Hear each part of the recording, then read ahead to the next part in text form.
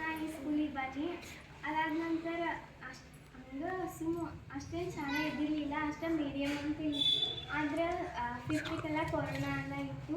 ಆಮೇಲೆ ಸಿಕ್ಸ್ತಿಗೆ ಬಂದ ನಂತರ ನಮ್ಮ ಬಗ್ಗೆ ನನಗೆ ಗೊತ್ತಾಯ್ತು. ಅವಾಗ ನಾ ಇಷ್ಟೆಲ್ಲ ಮಾಡ್ಬೋದು, ನನ್ನಲ್ಲಿ ಇಷ್ಟು ಟ್ಯಾಲೆಂಟ್ ಐತಿ ಅಂತ. ಅದಕ್ಕೆಲ್ಲ ಕಾರಣ ಅಂದರೆ ಸರ್ ಟೀಚರ ಇರಲಿಲ್ಲ. ಪ್ರತಿ ಶನಿವಾರಕ್ಕೂ ಕ್ವಿಜ್ ನಡೆಸೋದು, ಮತ್ತು ಬೇರೆ ಬೇರೆ ಕಾಂಪಿಟೇಷನ್ ಎಲ್ಲ ಇರೋದು, ಮತ್ತು ಅದಕ್ಕೆ ಪ್ರೈಸ್ ಎಲ್ಲ ಇಟ್ಟು ನಮ್ಮಲ್ಲಿ ಒಂದು ಆ ವಿಷಯದ ಬಗ್ಗೆ ಆಸಕ್ತಿ ಇದೆಲ್ಲ ಮೂಡಿಸಿದ್ರು. ಅಲ್ಲಿಂದ ಇದು ಸ್ಟಾರ್ಟ್ ಆಗಿ ನಾನು ಏನೇ ಮಾಡ್ಬೋದು ಅಂತ ನನಗೆ ಅನಿಸಿತ್ತು ಇದೇ ಸ್ಕೂಲ್ದಾಗ. ಅದಕ್ಕೆ ನಾನು ಎಲ್ಲರಿಗೂ ಟೀಚರ್ಗಳು ಥ್ಯಾಂಕ್ಸ್ ಹೇಳ್ತೇನೆ.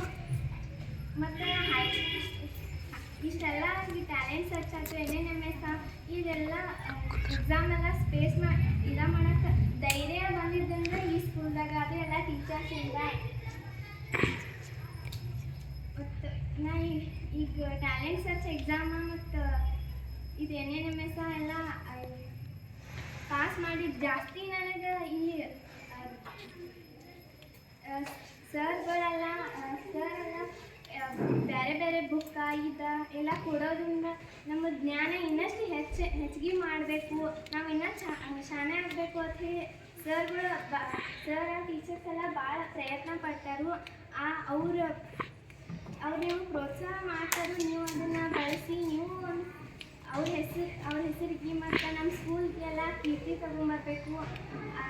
ನನಗೂ ಅದೇ ಆಸೆ ಇತ್ತು.